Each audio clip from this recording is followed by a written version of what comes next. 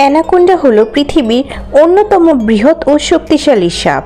এটি দক্ষিণ আমেরিকার গ্রীষ্মকালীয় অঞ্চলে পাওয়া যায় এবং সাধারণত জল বা তার কাছাকাছি এলাকায় থাকতে পছন্দ করে। আজকের ভিডিওতে অ্যানাকোন্ডা সম্পর্কে বিস্তারিত আলোচনা করব। ভিডিওটি ভালো লাগলে আমার চ্যানেলটি সাবস্ক্রাইব করে পাশে থাকা বেল আইকনটি প্রেস করে দিবেন, যাতে আরও নিত্য নতুন শিক্ষামূলক ভিডিও সবার আগে আপনার কাছে পৌঁছায়।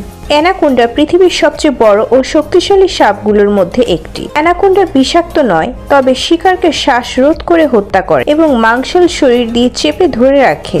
চলুন প্রথমে অ্যানাকোন্ডার প্রকারভেদ সম্পর্কে জেনে নিই। সবুজ অ্যানাকোন্ডা, যার বৈজ্ঞানিক নাম এনিকটাস মিউরিনাস, এটি সাধারণত অ্যানাকোন্ডার সবচেয়ে পরিচিত প্রজাতি এবং এটি বিশ্বের বৃহত্তম সাপ হিসেবে বিবেচিত। অন্যান্য অ্যানাকোন্ডার প্রজাতির মধ্যে রয়েছে হলুদ অ্যানাকোন্ডা, যার বৈজ্ঞানিক নাম এনিকটাস নোটিয়াস,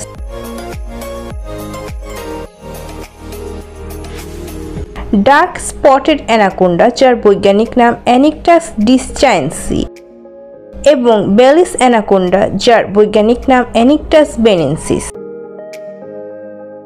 চলুন এবার অ্যানাকোন্ডার শারীরিক বৈশিষ্ট্য নিয়ে আলোচনা করা যাক। তার আগে একটু বলে নিই, যে কোনো ফিমেল ভয়েস ওভার ও ভিডিও এডিটিং ও গ্রাফিক্স ডিজাইন রিলেটেড যে কোনো কাজের অর্ডার করার জন্য ডেসক্রিপশন বক্সে থাকা আমার হোয়াটসঅ্যাপ নাম্বারে যোগাযোগ করতে পারেন।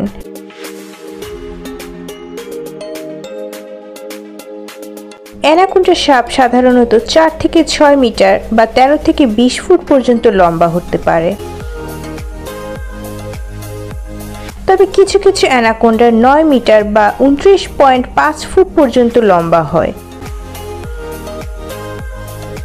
মেয়ে অ্যানাকোন্ডা হয় পুরুষদের চেয়ে অনেক বড়। মেয়ে অ্যানাকোন্ডার দৈর্ঘ্য পুরুষদের চেয়ে দ্বিগুণ পর্যন্ত হতে পারে। মেয়ে অ্যানাকোন্ডা সাধারণত 20 থেকে 25 ফুট দীর্ঘ হয়, যেখানে পুরুষ অ্যানাকোন্ডা হয় মাত্র 10 থেকে 15 ফুট পর্যন্ত।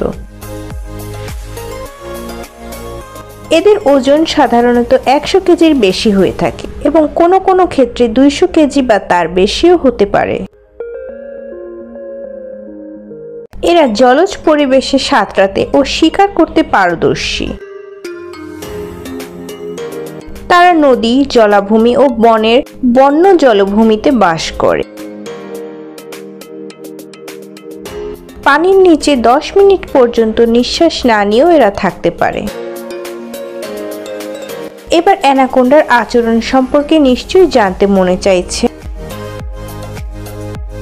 চলুন তাহলে এর আচরণ সম্পর্কে জানা যাক। অ্যানাকোন্ডার বিষ থাকে না, কিন্তু এটি মারাত্মক। অ্যানাকোন্ডার শিকার করার জন্য তাদের শক্তিশালী দেহ ব্যবহার করে। তারা শিকারকে পেঁচিয়ে ধরে শ্বাসরোধ করে হত্যা করে। এরা সাধারণত ছোট স্তন্যপায়ী প্রাণী, পাখি, সরীসৃপ এবং মাছ শিকার করে থাকে। অ্যানাকোন্ডারা তাদের শিকারকে সম্পূর্ণ গিলে ফেলে। তারা হরিণ, শুয়োর, কুমির, এমনকি ছোট গরু পর্যন্ত গিলে নিতে পারে। অ্যানাকোন্ডার কোনো বিষ নেই। এটি শিকারকে শক্ত করে পেঁচিয়ে শ্বাসরোধ করে মেরে ফেলে, পরে পুরো দেহ গিলে ফেলে। অ্যানাকোন্ডার খাবার হজমে সময় লাগে সপ্তাহ বা মাস। একটি বড় শিকার খাওয়ার পর অ্যানাকোন্ডা 2 সপ্তাহ থেকে 1 মাস পর্যন্ত না খেয়ে থাকতে পারে, কারণ তাদের হজম প্রক্রিয়া অনেক ধীরে চলে। বন্য পরিবেশে অ্যানাকোন্ডার গড় আয়ুষ্কাল 10 বছর পর্যন্ত হতে পারে, তবে চিড়িয়াখানায় এদের আয়ুষ্কাল আরও বেশি হতে দেখা যায়। মেয়ে অ্যানাকোন্ডার দৈর্ঘ্য পুরুষদের চেয়ে দ্বিগুণ পর্যন্ত হতে পারে। শুনে আরও অবাক হবেন, অ্যানাকোন্ডা একা একা গর্ভধারণ করতে পারে, যাকে ইংরেজিতে পার্থেনোজেনেসিস বলা হয়। বিরলভাবে মেয়ে অ্যানাকোন্ডা কোনো পুরুষ ছাড়া নিজের ডিম থেকে বাচ্চা তৈরি করতে পারে, যা প্রকৃতিতে খুবই বিরল।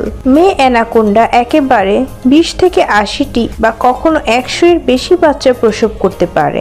অ্যানাকোন্ডা ডিম পারে না, তারা বাচ্চা জন্ম দেয়।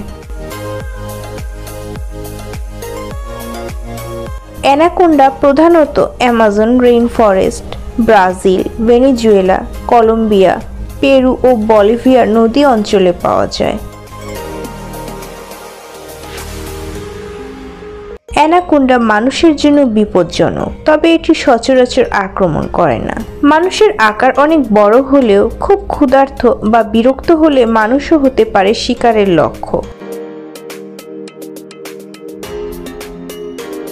তবে তবে প্রকৃতিতে মানুষের ওপর আক্রমণের প্রমাণ খুব কম পাওয়া গেছে। চলুন এবার এটির পরিবেশগত গুরুত্ব সম্পর্কে আলোচনা করি। অ্যানাকোন্ডা বাস্তুতন্ত্রের একটি গুরুত্বপূর্ণ অংশ। এরা শিকারী প্রাণী হিসেবে খাদ্য শৃঙ্খলে ভারসাম্য বজায় রাখতে সাহায্য করে।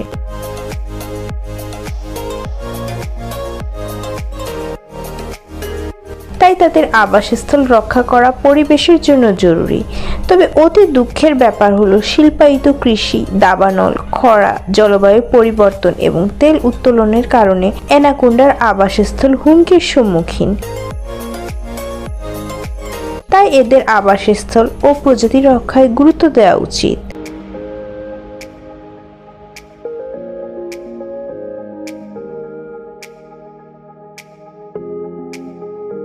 ভিডিওটি ভালো লাগলে লাইক, কমেন্ট, শেয়ার করে পাশে থাকবেন। আপনাদের একটি লাইক আমাকে আরও তথ্যবহুল ভিডিও তৈরি করতে অনুপ্রাণিত করে। ধন্যবাদ।